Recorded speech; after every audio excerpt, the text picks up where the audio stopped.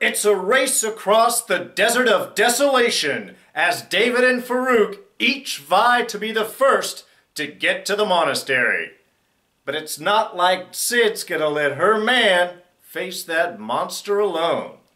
Plus, Ptonomy may be down, but he is definitely not out. On your marks, get set, go! On this week's Legion, Chapter 16.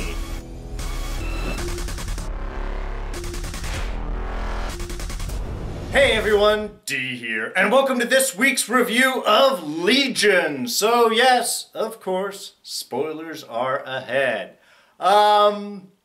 Just wow. I mean, really, what is there to say in any negative sense with any of these episodes? Just so much happening, so many excellent, wonderful moments, be they visual, be they auditory, be it soundtrack that's overlaid. I mean, seriously, I can't talk about everything in any of these episodes. There is so much that is so well done. Just, it's a treat to get to talk about it, but man, trying to figure out what to say can be a little overwhelming at times. But we got some real big movement going forward. I mean, there really feels a lot of, man, that forward motion happening here, really barreling towards the end. There's only a few episodes left, so we should be hitting it at this point. And I have to say, I don't think I've mentioned this before, whoever is doing the opening credit sequence every week, man, do they get to have fun with that. Really perfectly integrated with the scenes, and yet an art form really all unto themselves. It's like, do the credits work off of the scene they're coming off of, or do they build the scene off of how they want the credits to work? Hard to tell sometimes. This week, of course, we had that whole bit of Ptonomy in the computer, and I mentioned last week how much I loved seeing that. The fact that we're diving in a little bit more, really cool. I love catching it. It's like the inside architecture of the computer, plus we have the code and the ones and zeros, and even those have their own certain feel because they all look like chalk, and that gives the idea of that it's alterable. You know, they can be erased and changed. But it also gives that instructional kind of college feel to it. Like we had the blackboard last year where David was showing himself his whole history up on a giant blackboard. Here, kind of the same way. And we even tie into that with our little Fukuyama flashback, which I thought was really cool. Kind of seeing a little history there of how Fukuyama got to be the man that he is now. First off, he himself is a mutant. Never been sick, can heal. That seemed to be what the professor, teacher person was there. I hate to say that because professor was related to a little later in the episode, and I think they were talking about Professor X. But here, different professor. But just seeing that whole bit. I also thought that was kind of funny is that as he's instructing Fukuyama why we need him, somebody whose mind cannot be read because we're covered by, you know, mutants and sci-fi creatures and stuff like that who can telepath, who can read mind. And yet, in that sequence, we're actually watching this sort of unfold and happen because there's somebody trapped in there in a different mutant. Anyway, there was a little layering bit there that I really kind of enjoyed. But the whole sequence with Ptonomy kind of exploring in there. He's not dead, he is now part of the computer, and yet it raises a few more elements. One, the old lady that we saw at the end of last week seemed to have been the nurse, Fukuyama's nurse, so perhaps that is an image that he holds on to as sort of a comforting, relaxing type of thing. We have the faceless creature in there that seemed to be a different form of Fukuyama, perchance, that just by the robes and the dress and everything, but no face, which was freaky, and that sort of allowed Ptonomy to jump in and move around in the computer there. And of course we have the monk, who I was wondering when he had kind of connected it with Fukuyama then, if there was going to be any long-term effect, and there seems to be, is that there is a bit of the monk in there, which is how Ptonomy was able to tack in and find out where he came from. So Ptonomy, again, down but not out, still working it. And that sort of started a lot of the big positive feel that we think that we had throughout this episode. Again, it's that forward motion. Stuff is being done. You know, there are plans going into effect, and I found that to be just, you know, kind of a good positive feel. And then I also, of course, I love when he takes over the Vermilion and then goes and sits down with David. And David's mad response, it was such a perfectly done scene with David's kind of reaction and quizzical and not sure what's happening, and then the surprise when he finds out it's Ptonomy. It was a wonderful little bit back and forth. But with the monk being in the mainframe like that, and we seem to have watched that whole sequence unlay as both Ptonomy and it seemed like Fukuyama were both kind of going through a lot of these memories, or at least Fukuyama's younger memories. It does make me wonder, if the monk is inside Fukuyama's mainframe, is Fukuyama not able to access that memory? Is it just Ptonomy is a different creature inside? Because it would think that Fukuyama, it's his mainframe. He should be able to access that. Yet he hasn't come forward with the location of Farouk's body. And when Ptonomy did finally pop out, you know, grab control of the Vermilion, he told David. Didn't tell anyone else. And Ptonomy's got, you know, he likes David, but there's some suspicions and concerns that he's expressed over the years. So it was just, to me, it was interesting that he shared it straight with David, not really with anyone else, not that there was necessarily time to do that, but that Fukuyama seemed to be not part of that conversation at all, which, I don't know, interesting. So of course Ptonomy was able to inform David of where the monastery is then, in Le Desole, the desolation, a giant desert, which you would think would put David finally one step ahead. Except that future Sid has gone and told Farouk where the professor's driver is. And by professor, I do believe they were referring to Professor X. In the Château de Rest, which was just very cheesy. A lot of cheesy French stuff going on right here. But that was a beautiful little sequence. One, we got a little professor reference there. But also just a beautiful visual sequence. As the driver's talking about, you know, this is what I love doing, just driving on the road and listening to the radio. But that whole kind of blue-green light sequence, again, it's one of the stuff they do so well in the show in setting these cool moods and effects.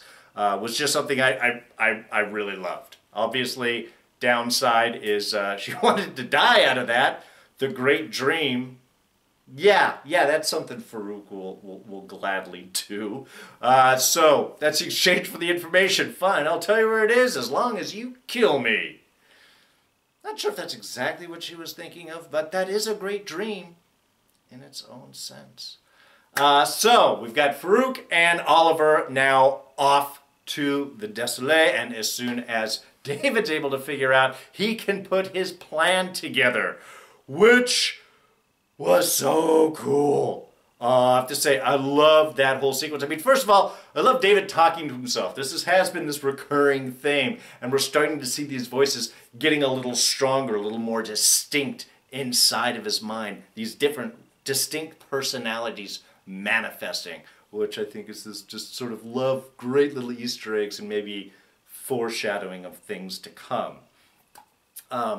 But I loved his whole plan idea, and I love the thought behind it. Okay, Farouk's a mind reader. How can you plan people if Farouk can just read their minds and figure out what your plan is? David's solution is don't tell them. Really, he's programming them, which is again kind of almost a little Ptonomy reference back there. And I love the sequence where he has the map and he gets all the little places and he's setting the little flags. You know, it's kind of like those giant battle maps where they're moving all the pieces around with the big sticks. So, okay, 4th Infantry goes here, and then the tank brigade goes in here. Here's the same thing, tiny little flags. And how he is just constantly going against the Farouk flag. He's flipping it off in the one, then he lights it on fire and burns it to dust, and then he bites it and chews it all up. I don't know if the dust was an Infinity War reference there. could have been, but I think it was just different ways of him attacking Farouk, showing his displeasure with him. But I love that sequence right there, and then the whole implementation, because he's just comes up and just, again, like, subconsciously instills in their minds, this is what you want to do. So they have to do these things without necessarily knowing why or what it is. It's just they get sort of activated, which was a whole, again, cool sequence all on its own. Of course, Lenny getting activated. Nice little bonding moment between the two of them. I love Lenny's questioning of, like, really reality, am I here? And I can imagine being in a brand new body that's not your own. Probably a little bit of dissociative issues going on right there. But I loved how obviously David seemed to have timed this out, knowing the whole overlay of how people were moving. And to me, this is, again, cueing back into the David-centric episode that we saw a couple weeks ago, how he seems to see all of these possible futures. I think this is a manifestation of his power of kind of like getting these larger glimpses, those larger test pieces, seeing more and more steps ahead of everyone. Because as soon as he kind of activates Lenny, boom, she's gone. The door opens up for her, and then she gets through. She times it right after guards go by. She doesn't seem to be pausing or looking. She's just moving forward. Again, that compulsion. And of course, we know the whole plan was there because the one motorcycle she jumps on is the only one that has a helmet on it. Safety first. Then, of course, we had the same thing happening with Clark later, which was also cool, though doesn't exactly, I think, go the way that David was planning there, which always seems to show that Farouk is just one step ahead or a few steps ahead of David, no matter what. So, yeah, Melanie seems to be the person on the inside there. And I don't think it's working so much for Farouk. I think it's working with Oliver in her mind. I mean, we've gotten the flashback before as that sequence at end, you know, sort of did that cool reverse to show what had happened beforehand. And she was grasping the elephant, which has the whole smoke, which is how Farouk was messing with David and Lenny, you know, over all of those years. Is that part of the connection? Was it in the third episode when we have Oliver coming in? He seemed to connect in with Melanie also, kind of a brief psychic sort of connection, a reaching out. So I'm wondering if through the smoke, through this little bit, they've been slowly infiltrating into Melanie's mind.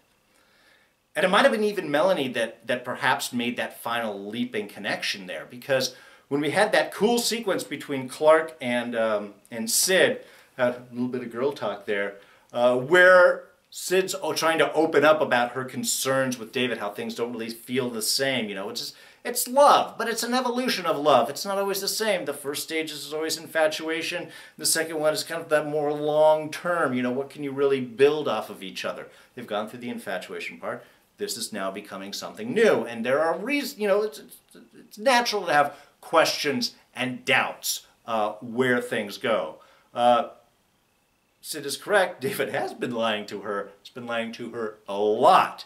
Though in his mind, for her own good, one, he doesn't have all of the answers, but also to try and protect her, which is not always a very good excuse to do things like that. But it has created a lot of this doubt, which I think manifests more when she's questioning about the fighting with future Sid. But there Clark puts in, I think, a really interesting note. Also, again, talking about love himself and his past relationships. But I love the pointing out, which is really kind of where Clark has come from, even from last season, from what Division 3's point of view of what David could be is. Remember, David's one of the most powerful mutants on the planet and could destroy the Earth if he's having a bad day. Something to be concerned. And again, I think a bit of foreshadowing to David as a villain right here. Does Sid upset him at some point, and David sort of freaks out, and that starts his villainous role. But what we see there through the end of all of that is, of course, Melanie around the corner, listening, eavesdropping a bit. And part of me, when I initially saw that, was thinking that this is her kind of coming out, but listening to these stories of love and of missing, and even Sid's whole discussion about, you know, we have to save him, have to show him that love is what we have to save the world for. You know, of course I miss him. You know, of course things change, but I have to go after him. I have to show him that love is what it is that we are fighting for. That is what we have to save. And I think there, maybe Melanie believed that too, and maybe in her own way reached back out to Oliver, or was more willing to allow that kind of corner edge to seep in, to connect, and that finally allowed Oliver to make that connection and make Melanie theirs. Again, not sure, but I sort of felt that, especially because Oliver did just sort of say at that point, after the elephant, but after the whole scene, that now that she is ours. Just a thought. Also interesting, just in that tail sequence while we're here, when Farouk is asking to come to me, my love, I think he is talking to Melanie through Oliver, using Oliver's voice to Melanie, not talking about himself. And reaching into the dark minotaur inside her mind. Remember, inside of the maze there, we had the minotaur that was connected to one of those doggy wheelchairs and wasn't looking healthy. This one, a little more scary. Farouk fueled. And Le Desole, a place where time and space are relative and constantly in flux. Kind of a brilliant place to hide something. If it's constantly now and then and before and after, how do you find something that's constantly shifting location and time? A very kind of cool idea. And I loved all the camera work that they did with this. I mean, first of all, I'm glad we got that eventual explanation, because when David first teleported in, I was wondering if he's looking around and then he sees, I love the giant mountain that looks like a thumb. That was, again, awesome. But then I was thinking, I'm like, why aren't you just teleporting there? Why are you walking across the desert? Well, because everything keeps moving and changing. And the specifics of location are a little more vague. But I loved all of the trekking sequences where we had the music going on with Oliver and Farouk as they're going across, the guys in the tuk-tuk just taking him and dragging him across the desert there while David is going. Then all of the constantly changing and shifting frames, you know, up and down and timeways. It was all a beautifully done sequence. Great overlay of music, really kind of setting tone, passage of time, how everything is going and repeating. It was a very cool little sequence. And of course, in the midst of that, we do get to our Scene of the Week for this week. And like I had said at the beginning of this, there are tons of great scenes in here. I love the whole Ptonomy sequence bit. I love the whole planning sequence was awesome. I love just some of the shots where we had the color work happening. Even the desert parts here where we had all the shifting framework and stuff, I thought was all just really well done. But the one scene that stuck out with me the minute it happened, and all the way through the end, and even on my drive over here to do this review, was Sid's arrival. Because it's so out of nowhere. I mean, again, perfectly in tune with this show of being totally random, and yet fits perfectly. Because you have David trekking across the desert, finally finding like some water source. Is it there? Is it not there? Is it all in his mind? We don't know. Trying to get a drink, and then just hearing the plane like, what is this? And it's like, oh, is he going to get like a flash of reality of where he was? I was really trying to figure out this whole plane sequence. And then the parachute drops down.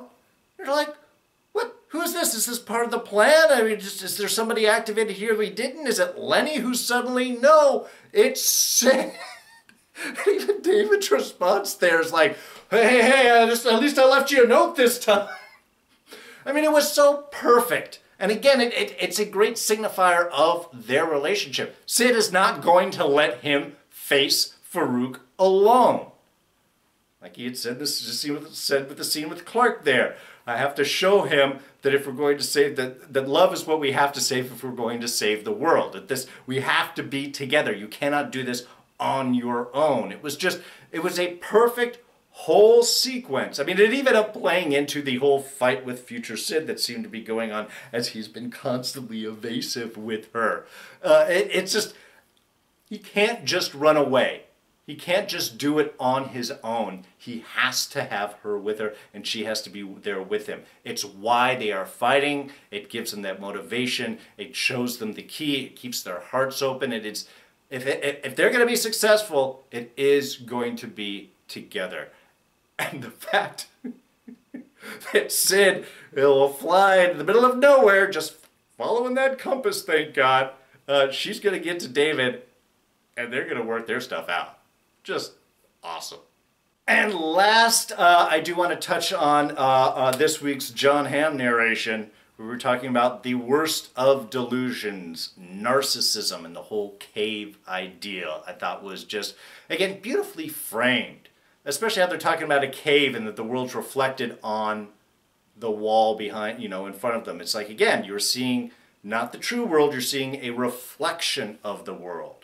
And how that really does translate into our modern world with our phones and our devices and everything. That this is how people move through the world. This is how we see. This is how we interact. Even our interaction here is through a device. And then you can type back to me, and then, we're not talking with each other. We're talking with reflections of each other, forms, mental manifestations of each other. And when you get that to an extreme where you're so disconnected, you're not connected to anyone else, everybody is all, that allows our horrible internet comment sections. If you go to any article, it's the comment section below. The worst things in the world are said on both sides. That lack of identity allows people to be their worst at times, and how this can manifest in that idea of narcissism, believing that you yourself are the only person that's here because your only interaction is, there is no interaction, everything is separated, everything is just through a lens that you are seeing the world. What would they say in Star Wars? Your focus determines your reality. And this is the same thing. If you're not focusing on reality, but on a reflection of it, everything will be distorted. And I'm assuming they're referring to Farouk through all of this, who is definitely seeing every individual not really as an individual, but as just some aspect of his world. He seems to be the narcissist, and perhaps the warning there is for David to maintain that connection, which is why Sid is there. All right, just a couple of small things here. One, some beautiful lines. Some great moments there throughout the episode. Couple of beauties in the scene between Clark and Sid. Clark's line, if you're trying to say something, you need to say it out loud. That's so awesome. Really, I mean, that's just, there's so much to that line, and I think infinitely useful for all of us. I just love that little bit. And then also Sid's kind of response to him about, when they're talking about David, is, who teaches us to be normal when you're one of a kind? I think that's an interesting point too. I mean, in some ways, we are all one of a kind. Obviously for mutants, for David specifically, it's a whole different playing field there. But it does get along an interesting point is, when you're totally different from anyone else, how do you find your space? How do you find that center, that level of interaction? So again, not that there were answers necessarily in all of these questions, but I love that they were asked. I enjoyed that moment where Lenny was chewing on the hair, because I did remember seeing that. I remembered seeing that with Amy, and so when David had brought it up, that's something that Amy used to do. I thought that was just a cool character choice. And also it does seem to imply that there may be more of Amy inside of Lenny, so perhaps they could be separated? Again, big unknown, don't know anything about the tech, but it certainly seems that Amy is not gone, that she is in there also. Maybe just Lenny is the dominant personality now. Oh, beautiful lightning shots at that end where David and Sid find the old tent, and they find the crossroads of possibilities. Even their own future skeletal selves have been in that tent forever. Again, keeps moving time and place until you find the trick, whatever that is, that Farouk was learning to. But the lightning in that opening bit. And I think part of it was cool because it seemed to be slowed down just a bit. Again, that time-space distortion. It worked really cool. It was a really impressive shot. I loved seeing it. Oh, and I'd have to check to be sure, but all of our desert sequences, I believed, were filmed out here in California in the Mojave Desert. Felt like the old dry lake bed there and the surrounding mountains and all. Been up there a lot of times, done a lot of hiking. Anyway, just felt very familiar. I think that's where it was. Give it a little home feel for me. Okay, technically I don't know if that was Professor X's driver or just the driver of the hearse that carried Farouk's body up to the monastery. Technically I can't be sure, but when they mentioned the professor there, since that seemed to be the obvious reference, that's the reason why I made that connection. But no, I can't be certain. Alright, well I think that pretty much covers everything. Well, okay, just the main parts. Be talking a lot longer if I was going over every little thing. And I could, easily. But let's wrap this up for now. So, only 3 episodes left. This was 8, we got 9, 10, 11, because they added an extra one. A lot of stuff having to happen, but like I said, a lot of good emotions with this episode. Things are moving forward. David has a plan. Okay, there's a little bit of a hitch with Clark getting knocked in the head by Melanie, but we still have Carrie out there. Still a few more parts going on. Could still happen. We'll keep things interesting for sure. But that's going to be it for us tonight. Thank you so much for joining me. And if you enjoyed this review, go ahead and hit that like button. Thoughts, ideas, comments, I like them down in the section below. A lot of stuff going on. It's been a crazy couple of weeks. So yes, it does take me a little while to get back. But I do read everything. I do really appreciate all of your thoughts. I try to stay on top of them as much as I can. So please share them, and we'll keep this conversation going.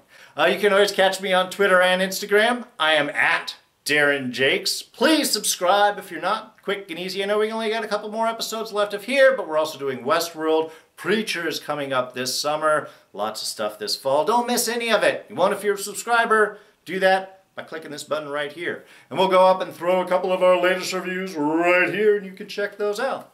So, that's going to be it for me. I'm D, and I'm out of here. Catch you guys next time. Bye-bye.